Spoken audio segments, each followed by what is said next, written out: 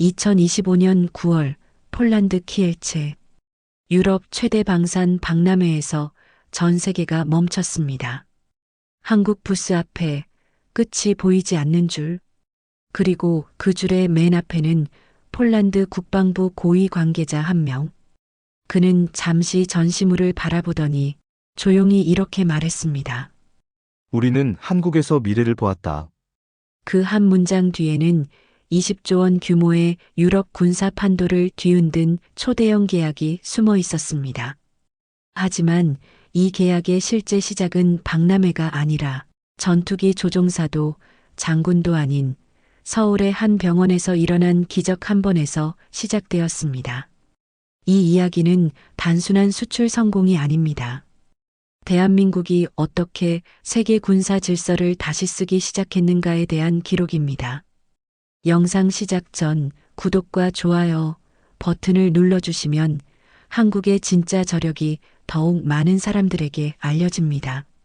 그리고 한국 의료가 세계 최고라고 생각하신다면, 대한민국 세계 최고 K방산을 자랑스럽게 여기신다면 K방산 자랑스럽다 댓글로 남겨주세요. 여러분의 댓글 하나가 우리가 만들어가는 역사의 일부가 됩니다. 그럼 지금부터 세계가 목격하지 못한 대한민국의 진짜 모습이 공개됩니다. 미국 동부 맨해튼의 한 펜트하우스, 센트럴 파크가 한눈에 내려다 보이는 이곳에는 미국 방산 재벌 벤스 그룹의 안주인 캐서린이 살고 있었습니다. 그녀의 남편 리처드 벤스는 미 국방부에 무기를 납품하는 거대 기업의 총수, 그리고 그들에게는 하나뿐인 딸 에밀리가 있었습니다. 18살 에밀리. 꽃처럼 피어나야 할 나이에 아이는 시들어가고 있었습니다. 만성 활력 결핍 증후군. 하버드 의대 최고 권위자들조차 원인 불명이라는 진단만 내릴 뿐이었습니다. 3년간 가족은 스위스 최고급 요양원부터 존스 홉킨스 병원까지 전 세계를 헤맸습니다. 하지만 에밀리의 상태는 나아지지 않았습니다. 아이는 하루의 절반 이상을 침대에서 보냈고 조금만 무리하면 며칠을 알아누웠습니다. 그러던 어느 날 리처드에게 한 통의 전화가 걸려왔습니다. 회장님, 폴란드 정부에서 박람회 초청장이 왔습니다. 폴란드. 캐서린은 그 이름만으로도 미간을 찌푸렸습니다. 그녀의 할아버지는 한국 전쟁 참전 용사였고 그가 남긴 낡은 사진첩 속 한국은 재와 폐허뿐이었습니다. 동유럽? 그런 곳에 무슨 기술이 있겠어? 캐서린의 편견은 깊었습니다. 하지만 리처드는 달랐습니다. 여보, 이번엔 다릅니다. 폴란드는 우리 경쟁사를 제치고 한국 무기를 20조 원어치 샀어요. K 전차, K9 자주포, FA-50 전투기까지. 미국도 독일도 아닌 한국을요. 한국이라고? 캐서린은 믿을 수 없었습니다. 할아버지의 사진 속 그 나라가? 리처드는 계속 설명했습니다. NATO 회원국이 미국 무기 대신 한국 무기를 선택했어요. 가격도 성능도 납품 속도도 모두 한국이 이겼습니다. 나도 이 시장을 놓칠 수 없어요. 박람회에 가서 한국 업체들을 직접 만나야 합니다. 캐서린은 한숨을 쉬었습니다. 알았어요. 당신 혼자 다녀와요. 아니요. 당신도 함께 가야 합니다. 배우자 프로그램이 있어요. 그리고 에밀리도 데려가고 싶어요. 뭐라고? 캐서린의 목소리가 날카로워졌습니다. 에밀리를 그런 곳까지 데려가겠다고? 그곳 병원은 어떤지, 공기는 괜찮은지, 물은 깨끗한지도 모르는데 주치의 해리슨 박사도 동행할 겁니다. 그리고 한국 측에서 특별히 배려를 해준다고 했어요. 서울에서 건강검진 프로그램을 제공한다고요. 서울? 한국말이에요? 캐서린은 기가 막혔습니다. 하지만 그때 에밀리의 방문이 열렸습니다. 엄마, 나 가고 싶어요. 창백한 얼굴의 에밀리가 침대 가장자리에 조심스럽게 앉아 있었습니다. 에밀리, 넌 지금 쉬어야 해. 엄마, 난 3년째 이 방에서 죽어가고 있어요. 매일 똑같은 천장만 보면서요. 해리슨 박사님도 더 이상 해줄 게 없다고 했잖아요. 제발, 한 번만 나가보고 싶어요. 캐서린의 눈에 눈물이 고였습니다. 3년간 그녀는 딸의 생명을 지키기 위해 전 세계 최고의 의료진을 찾아다녔습니다. 하지만 돌아온 것은 절망뿐이었습니다. 알겠어. 가자. 캐서린은 딸의 손을 꼭 잡았습니다. 하지만 그녀의 마음속에는 여전히 불안과 편견이 가득했습니다. 제발 이 선택이 우리 딸을 더 큰 위험에 빠뜨리지 않기를. 2025년 9월 1일 벤스 가족을 태운 전용기 G700이 인천국제공항에 착륙했습니다. 14시간의 비행 내내 캐서린은 한숨도 자지 못했습니다. 그녀의 머릿속은 온갖 끔찍한 시나리오로 가득했습니다. 공항은 얼마나 혼잡할까? 에밀리가 소음에 놀라 발작을 일으키면? 호텔 위생은? 음식은? 하지만 공항에 내리는 순간 캐서린의 예상은 완전히 빗나갔습니다. VIP 전용 통로, 조용하고 신속하며 완벽하게 분리된 동선, 공항 내부의 공기는 캐서린이 가져온 휴대용 측정기로 확인했을 때 뉴욕보다 더 깨끗했습니다. 바닥은 먼지 하나 없이 빛났고 직원들의 움직임은 침착하고 정중했습니다. 이게 한국? 캐서린은 믿을 수 없었습니다. 그들을 기다리고 있던 것은 방탄 처리된 검은색 세단과 의료 장비를 실은 미니밴이었습니다. 의전 담당자가 유창한 영어로 인사했습니다. 벤스 회장님, 사모님, 그리고 에밀리 양. 대한민국 방문을 진심으로 환영합니다. 차에 올라 시내로 향하는 동안 캐서린의 혼란은 더욱 커져만 갔습니다. 인천대교, 끝없이 펼쳐진 바다 위를 유려한 곡선으로 가로지르는 거대한 다리. 그 다리를 건너자 송도 신도시의 마천루들이 눈앞에 펼쳐졌습니다. 저기 공장 연기는? 캐서린이 멍하니 중얼거렸습니다. 의전 담당자가 부드럽게 대답했습니다. 사모님, 송도는 처음부터 친환경 스마트시티로 설계된 곳입니다. 한국의 대기질 관리는 세계 최고 수준입니다. 그리고 한강, 템스강이나 센강과는 비교도 되지 않을 정도의 압도적인 스케일. 강변을 따라 끝없이 펼쳐진 공원, 자전거를 타는 사람들, 조깅을 하는 사람들, 텐트를 치고 여유를 즐기는 가족들.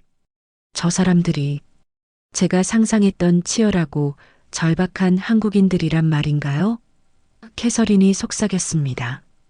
그들의 표정은 평화로웠습니다. 뉴욕 센트럴 파크에서 마주치는 성공에 대한 강박과 타인에 대한 경계심과는 달랐습니다. 그들이 머물 곳은 남산이 한눈에 내려다 보이는 서울 시내 최고급 호텔. 유럽 정상들과 글로벌 기업 CEO들만 묵는 곳이었습니다. 로비는 화려했지만 천박하지 않았습니다. 한국의 전통미와 현대적 럭셔리가 완벽한 조화를 이루고 있었습니다. 직원들은 90도로 허리를 숙여 인사했습니다. 그들의 동작은 기계적이지 않았습니다. 그 안에는 정성이라는 단어가 떠올랐습니다.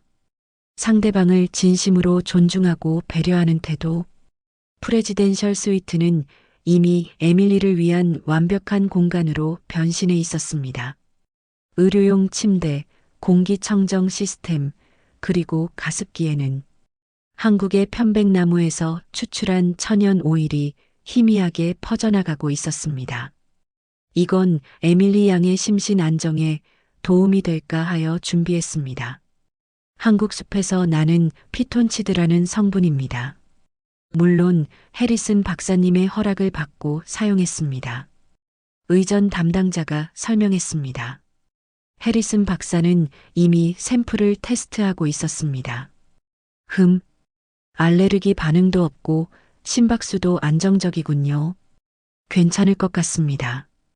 에밀리는 낯선 환경에 지칠 법도 한데 오히려 눈을 반짝이며 거실 창가로 다가갔습니다. 엄마, 저기 봐요. 앤서울 타워. 그리고 저 산. 제 꿈에 나왔던 그 산이에요. 아이의 손가락이 북쪽의 산을 가리켰습니다. 그날 밤 리처드는 곧바로 공식 만찬에 참석하기 위해 떠났습니다. 캐서린은 해리슨 박사, 간호사와 함께 에밀리의 상태를 체크하며 저녁 식사를 준비했습니다. 당연히 그들은 뉴욕에서 공수해온 전용 식재료와 영양액을 사용할 생각이었습니다. 하지만 그때 노크 소리가 들렸습니다. 사모님, 잠시 실례합니다. 의전 담당자가 작은 브로셔를 내밀었습니다. 내일 오전부터 공식 배우자 프로그램이 시작됩니다. 첫 일정은 한국 문화 체험입니다만 혹시 사모님께서 원치 않으신다면. 됐어요. 캐서린은 손을 내저었습니다. 딸 곁에 있어야 해요. 어떤 프로그램에도 참석할 생각 없어요. 아, 네. 알겠습니다. 사모님의 뜻을 존중합니다. 그럼 이건 어떠실지요? 그녀가 내민 것은 두툼하고 고급스러운 봉투였습니다. 대한민국 정부가 박람회 참석하신 국빈 배우자분들께 드리는 환영 선물입니다. 선물? 보석이나 명품 가방인가요? 캐서린은 시큰둥하게 봉투를 열었습니다.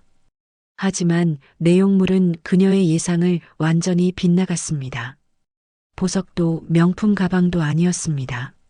서울대학교 병원 VIP 건강검진 프로그램. 대한민국 최고, 아니, 어쩌면 세계 최고 수준이라고.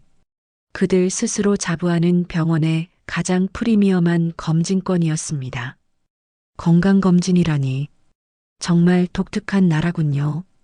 캐서린은 비웃었습니다. 한국은 건강을 가장 중요한 가치로 생각하는 나라입니다, 사모님. 의전 담당자가 차분하게 말했습니다.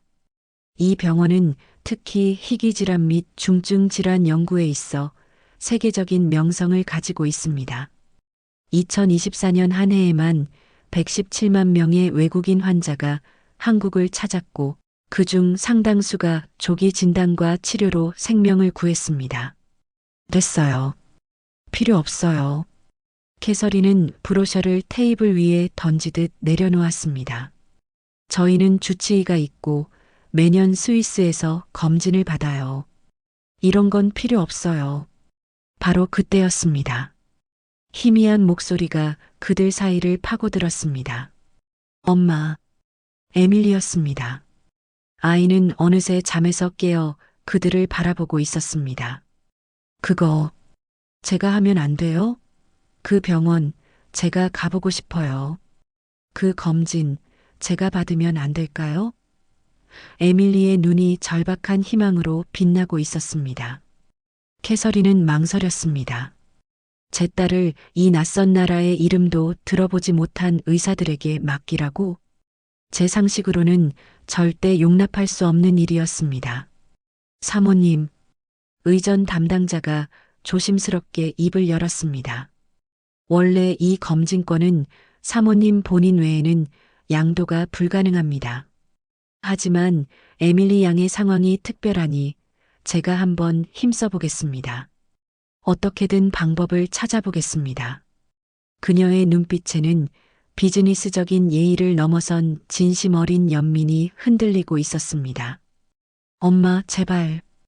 에밀리의 목소리는 간절했습니다. 3년간의 투병 생활. 아이는 자신을 짓누르는 병에 대해 엄마보다 더 깊이 절망하고 동시에 엄마보다 더 간절하게 희망을 갈망해 왔습니다. 캐서린은 딸의 눈을 바라보았습니다. 그리고 결심했습니다. 알겠어요. 부탁합니다. 어떻게든 양도할 수 있도록 힘써주세요. 내일 당장 가고 싶습니다. 그것이 지독한 편견으로 가득 찼던 캐서린의 세계에 작은 균열이 가기 시작한 순간이었습니다. 놀랍게도 의전 담당자는 정확히 20분 후에 다시 전화를 걸어왔습니다. 사모님, 모든 준비가 끝났습니다. 내일 오전 9시 서울대학교 병원에서 에밀리 양을 모시러 오겠습니다. 캐서린은 전화를 끊고 창밖의 서울 야경을 바라보았습니다. 제발, 제 선택이 옳기를. 다음 날 아침, 서울의 태양은 뉴욕의 그것보다 더 맑고 투명하게 느껴졌습니다. 캐서린은 밤새 한숨도 자지 못했습니다. 제 결정이 과연 옳은 것인지, 딸을 더 큰 위험으로 밀어넣는 것은 아닌지 수백 번도 더 되물었습니다. 오전 9시 정각, 호텔 스위트룸에 벨이 울렸습니다. 안녕하십니까, 사모님. 서울대학교 병원 국제진료센터 박민준 교수입니다. 앞에 선 남자는 의사라기보다는 실리콘밸리의 유능한 CEO처럼 보였습니다. 40대 중반쯤으로 보이는 그는 흐트러짐 없는 맞춤 슈트에 지적인 안경을 쓰고 있었습니다. 그의 영어는 완벽한 아메리칸 액센트였습니다. 그의 뒤로는 2명의 간호사가 에밀리를 위해 특별히 준비한 첨단 이동형 휠체어를 가지고 서 있었습니다. 단순한 휠체어가 아니었습니다. 환자의 바이탈 사인을 실시간으로 체크하고 충격을 완벽하게 흡수하며 심지어 공기정화 기능까지 탑재된 캐서린이 본 그 어떤 의료기기보다 진보된 물건이었습니다. 이건 해리슨 박사가 먼저 다가가 휠체어를 꼼꼼히 살폈습니다. 그의 눈이 미세하게 커졌습니다. 이 센서 기술, 벤스그룹의 자회사에서 연구 중인 기술과 흡사한데요. 박민준 교수가 부드럽게 미소 지었습니다. 병원 R&D 팀에서 개발한 무진동 생체 모니터링 휠체어입니다. 에밀리 양처럼 작은 자극에도 민감한 환자분들을 위해 특별히 설계했습니다. 오늘 하루 이 휠체어가 에밀리 양의 편안한 발이 되어줄 겁니다. 해리스는 입을 다물었습니다. 시작부터 무언가 압도당하는 기분이었습니다. 병원은 병원이 아니었습니다. 서울 시내에 위치한 서울대학교 병원은 캐서린이 상상했던 그 어떤 병원과도 거리가 멀었습니다. 마늘 냄새와 소독 냄새가 뒤섞인 혼잡한 복도, 불친절한 직원들, 캐서린의 편견은 입구에서부터 산산조각 났습니다. 그곳은 거대한 리조트 혹은 미래형 연구단지에 가까웠습니다. 통유리로 지어진 건물들은 주변의 자연 풍경과 완벽하게 어우러져 있었고 건물 사이사이에는 잘 가꾸어진 정원과 작은 폭포가 흐르고 있었습니다. 이게 병원이라고? 캐서린이 멍하니 중얼거렸습니다. 빛과 생명이 머무는 곳이라는 뜻입니다. 박민준 교수가 차에서 내리는 그들을 안내하며 말했습니다. 저희 병원의 철학은 병원은 병을 치료하는 곳이 아니라 사람을 치유하는 곳이라는 것입니다. 환경이 곧 치유의 시작이니까요. 그들이 들어선 곳은 국제 VIP 건강증진센터라는 별도의 건물이었습니다. 로비는 특급 호텔의 그것보다 더 고급스럽고 아늑했습니다. 높은 천장에서는 자연광이 쏟아져 내렸고 공기 중에는 편백나무 향 대신 은은한 차 향기가 감돌았습니다. 그들은 곧장 최상층의 스위트룸으로 안내되었습니다. 병실이 아니었습니다. 거실과 침실, 전용 검사 공간까지 갖춘 스위트룸이었습니다. 검사는 여기서 진행되는 겁니까? 해리슨이 믿을 수 없다는 듯 물었습니다. 기본적인 체열과 문진, 일부 초음파 검사는 이 방에서 진행됩니다. 에밀리 양의 이동을 최소화하기 위해서입니다. MRI나 CT 같은 대형 장비 검사 시에만 전용 엘리베이터를 타고 한층 아래 VIP 검진실로 이동하게 됩니다. 잠시 후 에밀리의 이름을 수놓은 맞춤 검진복과 가운이 준비되었습니다. 실크처럼 부드러운 감촉이었습니다. 한국의 전통 직물인 인견으로 만들었습니다. 피부 자극이 전혀 없고 항균 기능이 뛰어납니다. 에밀리 양을 위해 어젯밤 특별히 제작했습니다. 어젯밤 특별히 제작했다고? 캐서린은 그 말에 또 한 번 충격을 받았습니다. 이 모든 것이 단 하룻밤 만에 준비된 것이라고? 뉴욕에서라면 최소 2주는 걸렸을 일입니다. 곧 체열을 위해 간호사가 들어왔습니다. 젊은 간호사였지만 그녀의 손놀림은 노련했습니다. 에밀리는 혈관이 약해 늘 체열에 고생을 하곤 했습니다. 간호사는 에밀리의 팔을 보더니 말했습니다. 조금 차갑네요. 잠시만요. 그리고는 따뜻한 스팀 타올을 가져와 팔을 부드럽게 마사지했습니다. 그리고는 미세한 적외선 혈관 탐지기를 사용해 정확한 위치를 찾아냈습니다. 따끔합니다. 에밀리 양. 바늘이 들어가는 것을 에밀리는 거의 느끼지도 못했습니다. 단 한 번의 시도. 완벽했습니다. 간호사가 옆에서 조용히 감탄사를 내뱉었습니다. 그때 박민준 교수와 함께 백발이 성성하지만 눈빛만은 청년처럼 빛나는 노인이 들어왔습니다. 소개합니다. 사모님. 서울대병원의 희귀질환 연구센터 센터장이신 김정훈 박사님이십니다. 캐서린은 깜짝 놀랐습니다. 이 거대한 병원의 센터장이 직접 그들을 만나러 온다고? 리처드가 온다 해도 이 정도 의전은 아니었을 것입니다. 김정훈 박사는 캐서린에게 다가와 가볍게 목례를 하더니 곧장 휠체어에 앉은 에밀리에게로 향했습니다. 그는 에밀리의 앞에 무릎을 굽히고 앉아 아이와 눈을 맞췄습니다. 에밀리 양 먼 길 오느라 고생 많았어요. 그의 목소리는 낮고 따뜻했습니다. 해리슨 박사가 에밀리의 의료 기록이 담긴 두꺼운 바인더를 내밀려 하자 김정훈 박사는 손을 들어 그것을 정중히 막았습니다. 고맙습니다, 박사님. 그 기록들은 이미 어젯밤에 저희 팀 전체가 검토를 마쳤습니다. 3년간 정말 애 많이 쓰셨습니다. 해리스는 자신의 노고를 알아주는 말에 순간 당황한 듯 보였습니다. 하지만 해리슨 박사님, 김정훈 박사가 일어섰습니다. 그의 눈빛은 부드러웠지만 그 안에는 의학자로서의 날카로운 통찰이 번뜩였습니다. 저는 이 기록들에서 병은 보았지만 에밀리라는 아이는 보지 못했습니다. 무슨 말씀이신지요? 해리슨이 불쾌한 듯 물었습니다. 우리는 지난 3년간 이 아이에게 만성 활력 결핍, 증후군이라는 거대한 이름표를 붙여놓고 그 이름표 뒤에 숨어버린 것은 아닐까요? 우리는 증상을 관리했을 뿐 왜라는 질문을 멈춘 것 같습니다. 김정훈 박사는 에밀리의 손을 가만히 들여다보았습니다.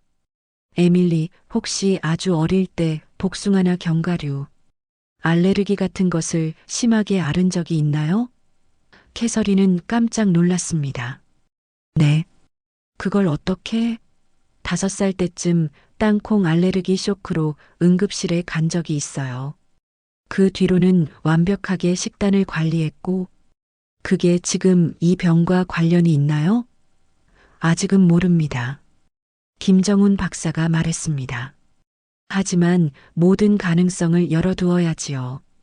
우리 몸은 우리가 생각하는 것보다 훨씬 더 복잡하게 연결되어 있으니까요. 그는 박민준 교수를 돌아보았습니다. 박민준 교수, 플랜 A와 플랜 B를 동시에 진행하도록 해요. 특히 면역 기억 검사를 최우선으로. 알겠습니다, 센터장님. 그것이라니요? 도대체 무슨 검사를 하려는 겁니까? 해리슨이 따지듯 물었습니다. 박민준 교수가 그들 쪽으로 돌아섰습니다.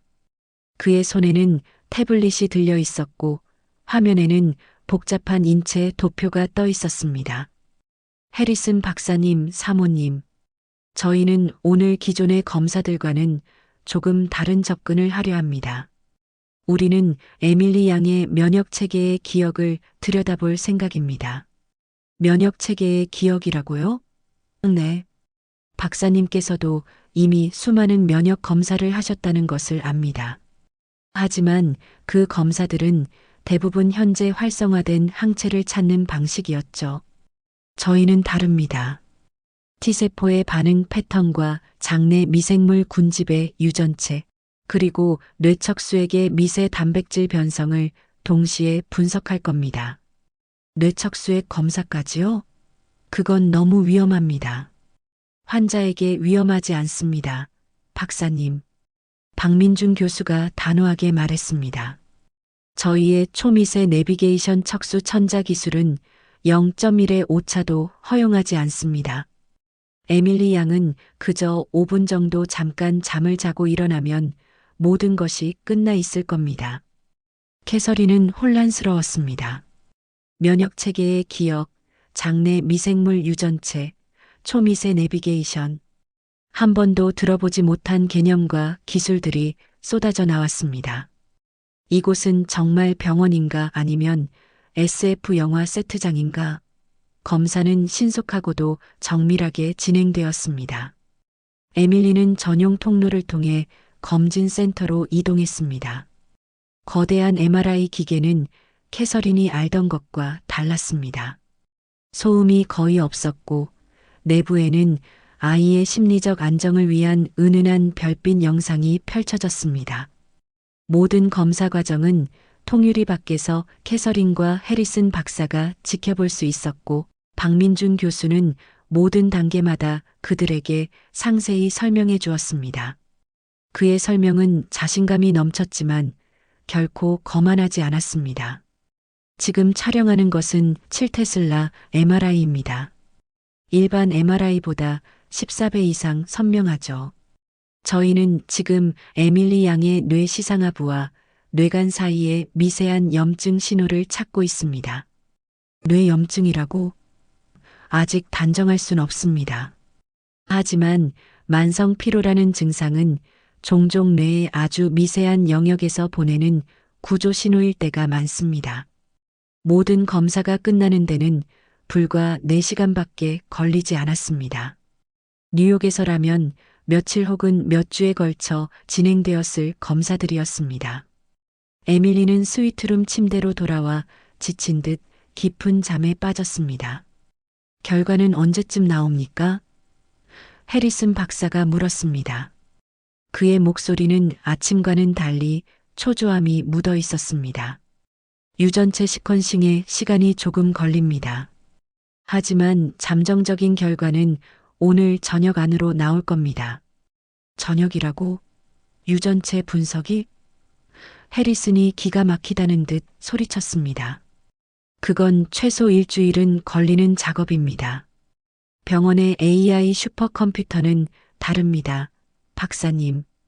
박민준 교수가 차분하게 대답했습니다. 그럼 잠시 쉬고 계십시오. 결과가 나오는 대로 다시 찾아뵙겠습니다. 박민준 교수와 김정훈 박사가 나가고 스위트룸에는 무거운 침묵이 내려앉았습니다. 해리슨 박사는 창밖을 바라보며 연신 헛기침을 해댔습니다. 쇼예요. 전부 다 쇼라고 사모님.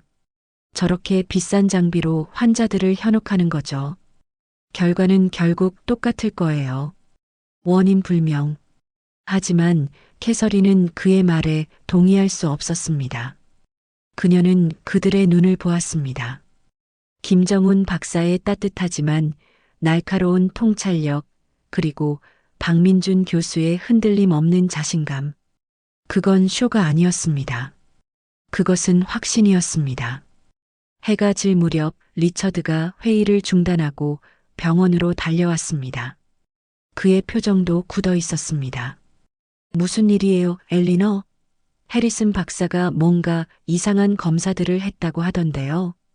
바로 그때 문이 열리고 박민준 교수와 김정훈 박사가 다시 들어왔습니다. 두 사람의 표정은 아침보다 훨씬 더 진지했습니다. 회장님, 사모님. 박민준 교수가 입을 열었습니다. 그의 손에 들린 태블릿에는 에밀리의 뇌스캔 사진과 복잡한 그래프들이 떠 있었습니다. 찾았습니다. 뭘 찾았다는 겁니까? 리처드가 조급하게 물었습니다. 에밀리 양의 병명. 김정훈 박사가 무겁게 입을 열었습니다. 그것은 만성 활력 결핍 증후군이 아니었습니다. 우리가 찾은 것은 아주 희귀한 형태의 자가 면역성 뇌간 뇌염입니다. 그리고 그 원인을 찾았습니다. 그는 태블릿의 그래프 하나를 확대했습니다. 5살 때 겪었던 그 땅콩 알레르기 쇼크. 그때 에밀리 양의 면역 체계는 치명적인 오류를 일으켰습니다. 땅콩 단백질을 공격해야 할 T세포가 그 단백질과 구조가 유사한 뇌간의 특정 신경, 세포를 적으로 함께 기억해버린 겁니다. 말도 안 돼요. 해리슨이 중얼거렸습니다. 그런 사례는 보고된 적이 있습니다. 박사님. 박민중 교수가 말을 받았습니다. 지난 10년간 전 세계에서 단 5건 보고되었습니다. 그리고 저희 병원에서 그중 3건을 치료한 경험이 있습니다. 리처드와 캐서린은 그 자리에 얼어붙은 듯 서 있었습니다. 지난 3년간 그들을 절망의 늪에 빠뜨렸던 그 병의 원인을 이 낯선 나라의 병원에서 단 반나절 만에 찾아냈다고? 그럼 치료는요? 캐서린의 목소리가 공기 중에 형편없이 떨려 나왔습니다. 김정훈 박사가 그녀를 바라보았습니다. 그의 눈은 깊은 연민과 단호한 의지로 빛나고 있었습니다. 가능합니다. 물론 쉽지는 않을 겁니다. 면역 체계의 기억을 통째로 리셋해야 하는 작업입니다. 하지만 저희에게는 방법이 있습니다. 방법이 있다고요? 네. 바로 오늘, 지금 이 시간부터 치료를 시작할 수 있습니다. 그 순간 캐서린은 에밀리가 꿈에서 보았다던 그 낡은 문을 떠올렸습니다. 어쩌면 에밀리가 꿈에서 본 것은 바로 이 서울대병원의 문이었을지도 모른다고. 캐서린의 지독한 편견이 깨져나간 자리에 믿을 수 없는 희망의 빛이 쏟아져 들어오고 있었습니다. 방법이 있다고? 캐서린의 목소리가 스위트룸의 정적을 위태롭게 갈랐습니다. 네. 바로 오늘, 지금 이 시간부터 치료를 시작할 수 있습니다. 김정훈 박사의 마지막 말은 폭풍전야의 고요함처럼 방 안에 내려앉았습니다. 리처드는 미간을 좁힌 채 석상처럼 서 있었고 캐서린은 숨 쉬는 것조차 잊었습니다. 지금 당장이라고? 3년간 세계를 헤매며 그토록 찾아다녔던 치료법을 이 낯선 땅에서 진단을 내린 지 1시간도 되지 않아 시작할 수 있다고? 잠깐만 기다리시죠, 박사님. 고요함을 깬 것은 해리슨 박사였습니다. 그의 얼굴은 분노로 붉게 상기되어 있었습니다. 지금 뭐라고 하셨습니까? 치료? 3년간 원인 불명이었던 환자입니다. 그런데 박사님은 고작 4시간짜리 검사 결과를 가지고 그것도 전 세계에서 단 5건 보고된 자가 면역성 뇌간 뇌염이라고 단정짓고 심지어 치료를 하겠다고요? 이건 미친 짓입니다. 무모함을 넘어선 범죄 행위라고요.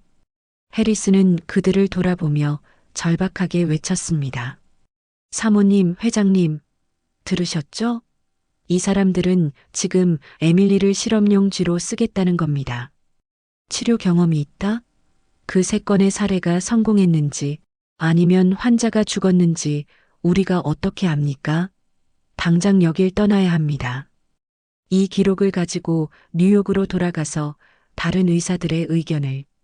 한 명은 지금 스위스에서 대학을 다니고 있고 다른 2명 중 1명은 지난달에 결혼했고 또 1명은 현재 스페인에서 요리사로 일하고 있습니다. 박민중 교수가 해리슨의 말을 조용히 하지만 얼음처럼 차갑게 끊었습니다.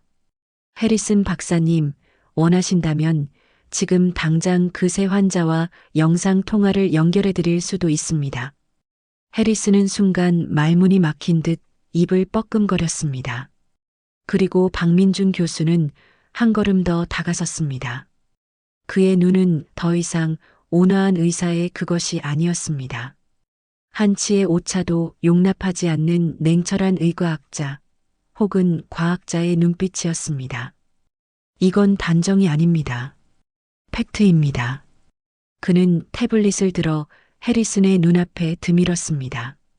화면에는 복잡한 단백질 구조도와 유전자 염기 서열이 떠 있었습니다. 이것이 에밀리 양의 뇌척수액에서 검출된 TCR-X17B 수용체입니다. 그리고 이것이 땅콩 단백질 에러 H2분의 특정 에피토프 구조입니다. 마지막으로 이것이 에밀리 양의 뇌간 신경세포 MBR34의 표면 단백질 구조입니다. 그는 세 개의 이미지를 하나로 합쳤습니다. 놀랍게도 전혀 다른 세 개의 단백질 구조가 열쇠와 자물쇠처럼 거의 완벽하게 일치했습니다. 보이십니까, 박사님? 이 오류가 에밀리 양의 면역 T세포가 이 세 가지를 하나의 적으로 인식하고 있습니다. 5살 때의 그 쇼크 이후로 13년간 말입니다. 처음에는 미미했던 공격이 사춘기를 지나며 면역 체계가 과활성화되면서 뇌간을 본격적으로 파괴하기 시작한 겁니다. 이건 추정이 아닙니다. 박사님의 표현을 빌리자면 스모킹건입니다. 해리스는 태블릿 화면에서 눈을 떼지 못했습니다. 그의 손이 미세하게 떨리고 있었습니다. 그는 수십 년간 쌓아온 자신의 의학적 권위가 이 낯선 나라의 젊은 의사가 내민 태블릿 하나에 무너져 내리는 것을 느끼고 있었습니다. 이런 분석을 어떻게 단 하루 만에? AI입니다. 김정훈 박사가 대답했습니다. 저희 병원의 슈퍼컴퓨터가 어젯밤 박사님께서 주신 의료 기록을 1차 분석하고 오늘 검사 데이터를 대입하여 불과 30분 만에 이 일치점을 찾아냈습니다. 그리고 저희 연구진이 그것을 최종 확인했고요. 리처드가 침묵을 깨고 처음으로 입을 열었습니다. 그의 목소리는 쇳소리가 섞인 듯 무겁게 가라앉아 있었습니다. 그 치료라는 것, 구체적으로 뭡니까? 박민준 교수가 그들을 바라보았습니다. 용어는 조금 생소하실 수 있습니다. 저희는 이것을 표적 면역 기억 소거술이라고 부릅니다. 표적 면역 소거라고요? 네. 간단히 말해 에밀리 양의 혈액을 모두 체외로 순환시키면서 저희가 개발한 특수 필터 시스템을 이용해 방금 말씀드린 그 오류가 있는 T세포, 즉 TCR-X17B 수용체를 가진 T세포만을 골라내어 제거하는 방식입니다. 혈액 투석 같은 겁니까? 그 정도의 자가 면역 질환에 그런 극단적인 방법을. 해리슨이 경악했습니다. 투석과는 근본적으로 다릅니다. 박사님. 김정훈 박사가 부연했습니다. 투석이 노폐물을 거르는 것이라면 이 기술은 특정 유전 정보를 가진 세포 자체를 낚아채는 기술입니다. 낚시와 비슷하죠. 강물, 즉 혈액은 그대로 흐르게 두되 우리가 잡으려는 물고기, 즉 오류 T세포만 정확히 낚아 올리는 겁니다. 다른 건강한 면역세포는 전혀 건드리지 않습니다. 그런 기술이 세상에 존재한단 말입니까? 네. 이곳 서울대병원에는 존재합니다. 김정훈 박사의 목소리는 조용했지만 그 어떤 웅변보다도 강한 확신이 담겨 있었습니다. 에밀리 양의 T세포 수용체 구조를 AI가 완벽하게 분석해냈고 지금 이 순간 수술실에서는 그 TCR-X17B 수용체에만 정확히 달라붙는 항체를 생산하고 있습니다. 리처드와 캐서린은 서로를 바라보았습니다. AI 슈퍼컴퓨터. 이곳은 그들이 알던 세상의 병원이 아니었습니다. 미래의 한복판에 그들이 뚝 떨어진 것만 같았습니다. 왜 지금 당장이어야 하죠? 캐서린이 떨리는 목소리로 물었습니다. 하루 이틀 준비할 시간을. 기다릴 시간이 없습니다. 사모님. 박민준 교수가 뇌 MRA 사진을 띄웠습니다. 붉게 표시된 작은 점이 뇌관에서 깜빡이고 있었습니다. 이것이 현재의 염증 수치입니다. 이틀 전 서울에 도착했을 때보다 5% 이상 상승했습니다. 이미 위험 수위에 근접하고 있습니다. 이 염증이 임계점을 넘어가면 뇌간의 기능, 즉 호흡과 심장 박동을 관장하는 중추신경이 마비될 수 있습니다. 에밀리 양은 지금 벼랑 끝에서 아슬아슬하게 버티고 있는 겁니다. 벼랑 끝. 그 말에 캐서린의 심장이 얼어붙었습니다. 그녀는 자신의 딸이 그저 시들어가고 있다고 생각했지 죽어가고 있다고는 애써 외면하고 있었습니다. 사모님, 어머님이시죠? 김정훈 박사가 캐서린에게로 다가와 그녀의 손을 잡았습니다. 그의 손은 따뜻하고 거칠었지만 그 어떤 손길보다도 강한 위로를 주었습니다. 저도 아버지입니다. 그리고 의사입니다. 의사로서의 제 모든 명예와 아버지로서의 제 모든 진심을 걸고 말씀드립니다. 에밀리를 살릴 수 있습니다. 제발 저희를 믿고 이 아이에게 기회를 주십시오. 캐서린은 리처드를 바라보았습니다. 그의 눈동자가 격렬하게 흔들리고 있었습니다. 벤스 그룹의 총수, 언제나 냉철한 이성과 숫자로 세상을 판단하던 남자. 그런 그의 눈에 눈물이 고여 있었습니다. 합시다. 리처드가 말했습니다. 부탁드립니다, 박사님. 제 딸을 살려주십시오. 결정은 순식간이었지만 그 후의 모든 과정은 마치 잘 짜인 군사작전처럼 신속하고 정밀하게 진행되었습니다. 에밀리는 무진동 휠체어에 태워져 VIP 스위트룸에서 전용 엘리베이터를 타고 곧장 첨단 중환자실로 옮겨졌습니다. 그곳은 캐서린이 상상했던 중환자실이 아니었습니다. 차가운 기계음과 소독약 냄새 대신 은은한 조명과 클래식 음악이 흐르고 있었습니다. 거대한 통유리창 밖으로는 치유의 정원이라 불리는 대나무 숲이 보였습니다. 환자의 심리적 안정이 치료의 절반입니다. 사모님. 박민준 교수가 설명했습니다. 에밀리는 얕은 수면 상태에 빠졌습니다. 아이의 양팔에는 가느다란 튜브가 연결되었고 그 튜브는 AI와 연결된 거대하고 복잡한 기계 시스템으로 이어졌습니다. 지금부터 에밀리 양의 전신 혈액을 체외로 순환시킵니다. 총 12시간이 소요될 예정입니다. 유리벽 밖에서 캐서린과 리처드, 그리고 해리슨 박사와 간호사가 그 광경을 지켜보았습니다. 기계는 소음이 없었습니다. 그저 거대한 모니터에 에밀리의 혈액이 흐르는 모습과 그 안에서 오류 T세포가 미세한 필터에 걸러지는 그래픽이 실시간으로 구현될 뿐이었습니다. 오류 T세포 TCR-X17B 목표치 345만 현재 344만 9,980개, 344만 9,950개, 344만 9,920개 숫자가 천천히 하지만 꾸준히 줄어들고 있었습니다. 해리스는 넋을 잃은 사람처럼 그 모니터만 바라보았습니다. 실시간 T세포 카운팅이라니. 말도 안 돼요. 이건 노벨상입니다. 캐서린은 기도했습니다. 자신이 아는 모든 신에게, 그리고 자신이 그토록 멸시했던 이 낯선 땅의 이름 모를 신에게까지.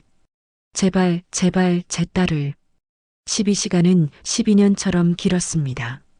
리처드는 폴란드 박람회의 모든 일정을 취소했습니다. 그는 묵묵히 캐서린의 옆에 서서 딸아이의 혈액이 정화되는 저 믿을 수 없는 숫자를 함께 지켜보았습니다. 새벽 4시, 드디어 기계가 멈췄습니다. 오류 T세포 TCR-X17B 목표치 345만 현재 12.10이라고 캐서린이 숨을 죽인 채 물었습니다. 99.9996% 제거되었습니다. 박민준 교수가 안경을 고쳤으며 말했습니다. 그의 이마에도 땀이 송골송골 맺혀 있었습니다. 이제 남은 것은 에밀리 양의 몸입니다. 면역 체계가 리셋되었으니 뇌간의 염증이 스스로 가라앉기 시작할 겁니다. 그 속도가 관건입니다. 에밀리는 다시 스위트룸으로 옮겨졌습니다. 아이는 깊은 잠에 빠져 있었습니다. 캐서린은 뜬 눈으로 밤을 지새웠습니다. 에밀리의 침대 옆간이 의자에서 웅크린 채 아이의 작은 숨소리 하나하나에 온 신경을 집중했습니다. 아침 7시. 서울의 아침 해가 통유리 창을 뚫고 들어와 아이의 창백한 얼굴을 비쳤습니다. 그때였습니다. 엄마. 캐서린은 자신의 귀를 의심했습니다. 지난 1년간 에밀리의 목소리는 갈라지고 힘이 없어 바로 옆에 있어도 잘 들리지 않을 정도였습니다. 하지만 방금 그 목소리는 비록 작았지만 선명했습니다. 세라, 세라. 캐서린은 벌떡 일어나 아이의 침대로 달려갔습니다. 엄마, 여기 있어. 에밀리의 눈이 천천히 떠졌습니다. 그리고 아이는 캐서린을 보며 웃었습니다. 엄마, 울었어요? 눈물이 쏟아졌습니다. 아이의 눈이 그토록 캐서린을 절망시켰던 그 안개에 낀 듯 흐릿했던 눈동자가 맑아져 있었습니다. 초점이 정확했습니다. 세라, 괜찮아요? 어디 아픈 데 없어요? 모르겠어요. 근데 이상해요. 머릿속에 안개가 사라진 것 같아요. 그리고 아이는 주저하듯 말했습니다. 배고파요, 엄마. 배고프다. 그 한마디에 리처드와 해릿은 간호사가 동시에 잠에서 깨어 달려왔습니다. 뭐라고? 방금 뭐라고 했어, 세라? 리처드가 딸의 손을 붙잡고 떨리는 목소리로 물었습니다. 배고프다고, 아빠. 뭔가 따뜻한 거 먹고 싶어요. 해리슨 박사는 즉시 에밀리의 바이탈 사인을 체크했습니다. 그의 손이 다급하게 움직였습니다. 산소 포화도, 심박수, 혈압. 이럴 수가. 모든 수치가 정상 범위예요. 완벽하게 안정적입니다. 그가 모니터를 보며 중얼거렸습니다. 간호사는 이미 울고 있었습니다. 그때 박민준 교수와 김정훈 박사가 아침 회진을 위해 방으로 들어왔습니다. 일어나셨군요, 에밀리 양. 김정훈 박사가 아이의 눈을 들여다보며 부드럽게 웃었습니다. 밤새 아주 큰 싸움을 이겨냈습니다. 훌륭합니다. 박사님, 제 딸이 배가 고프다고 합니다. 캐서린이 울먹이며 말했습니다. 그러면 그래야지요. 김정훈 박사는 고개를 끄덕였습니다. 싸움을 끝냈으니 에너지를 보충해야지요. 이미 준비해 두었습니다. 잠시 후 간호사가 트레이를 밀고 들어왔습니다.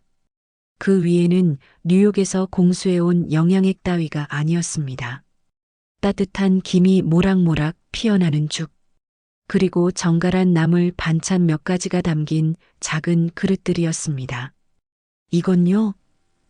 해리슨이 기겁했습니다. 환자에게 일반식을요? 그것도 이런 낯선 음식을. 일반식이 아닙니다, 박사님.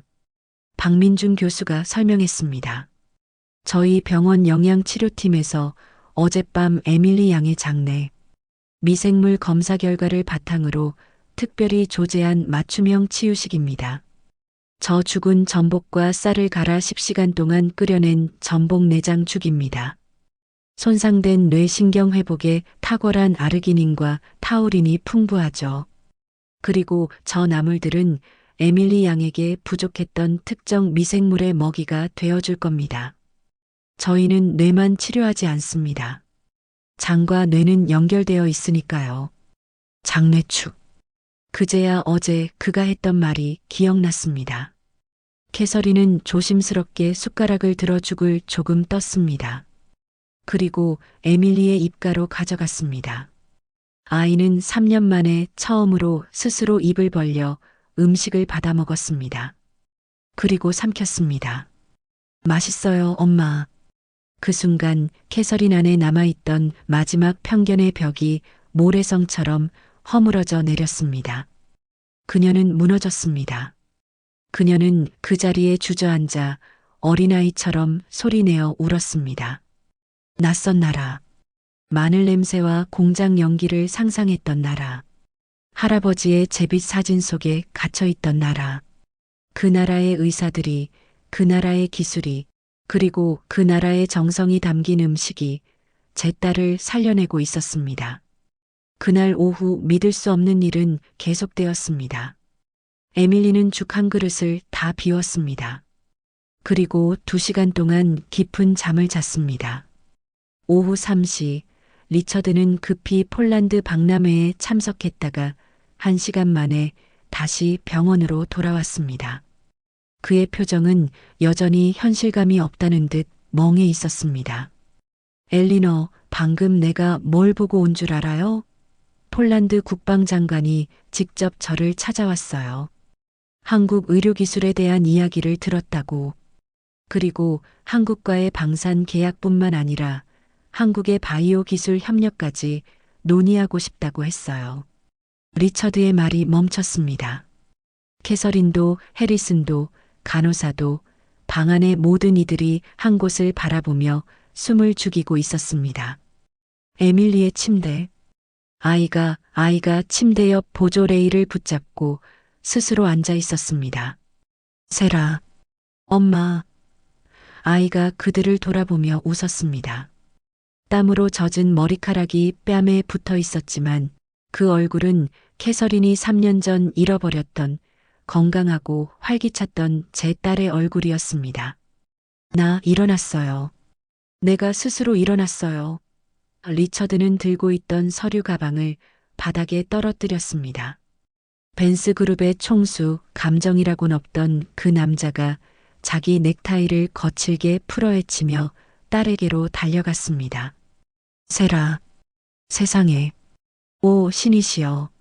세라피나, 내 딸. 리처드는 딸을 부둥켜 안고 오열했습니다.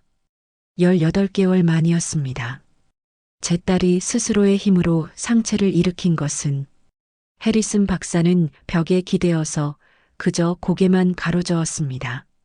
이틀, 단 이틀 만에. 이건 의학이 아니에요. 이건 마법입니다. 마법이 아닙니다, 박사님. 어느새 들어온 김정훈 박사가 조용히 말했습니다. 이것이 과학입니다. 그리고 정성입니다. 캐서린은 울고 있는 남편과 딸을 바라보았습니다. 그리고 자신을 향해 미소 짓는 김정훈 박사와 박민준 교수를 바라보았습니다. 그녀의 편견은 산산조각 났습니다. 그녀의 오만함은 부끄러움이 되어 그녀를 찔렀습니다.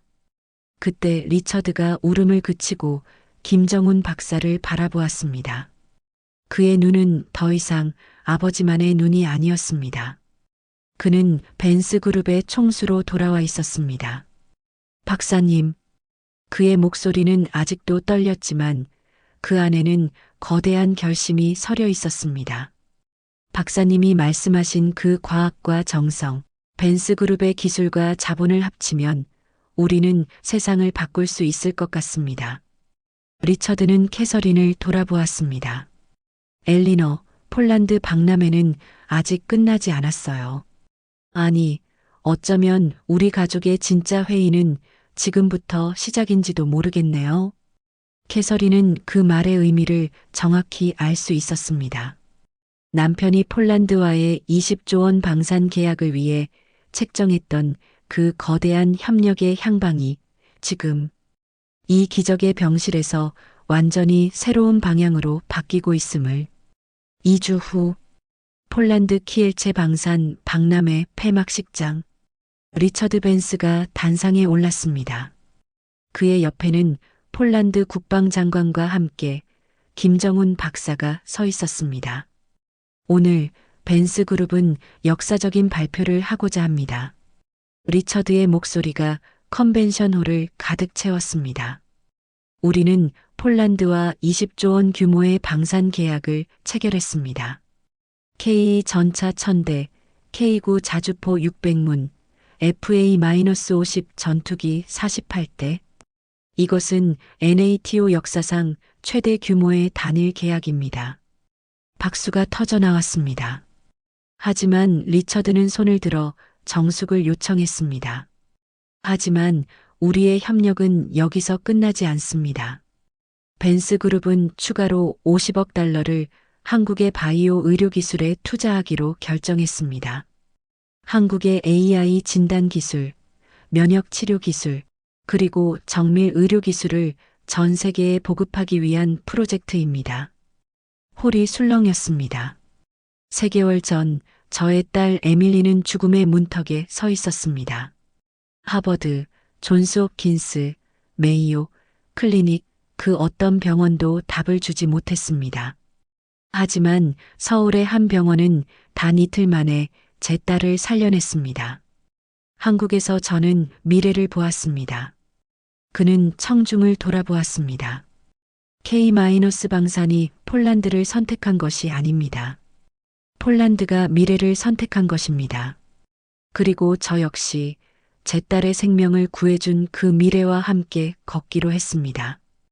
박수가 홀을 가득 채웠습니다. 무대 뒤에서 캐서린은 에밀리의 손을 잡고 그 모습을 지켜보고 있었습니다. 에밀리는 이제 혼자서 걸을 수 있었습니다.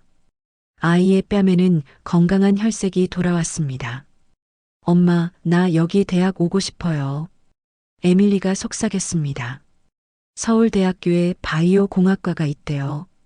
나도 박민준 교수님처럼 되고 싶어요. 캐서린은 딸을 껴안았습니다. 그리고 무대 위에 김정훈 박사를 바라보았습니다. 그는 조용히 미소 짓고 있었습니다. 그날 전 세계 언론은 보도했습니다. 20조 원 K-방산 계약, 그 뒤에 숨겨진 의료 기적 NATO 회원국, 폴란드, 한국 선택한 진짜 EU 벤스 그룹, 한국 바이오의 50억 달러 투자 결정 2024년 한국을 찾은 외국인 환자는 117만 명. 2025년 그 숫자는 200만 명을 돌파했습니다. K-방산이 세계를 놀라게 한 것이 아니었습니다. K-의료가 세계를 구하고 있었습니다.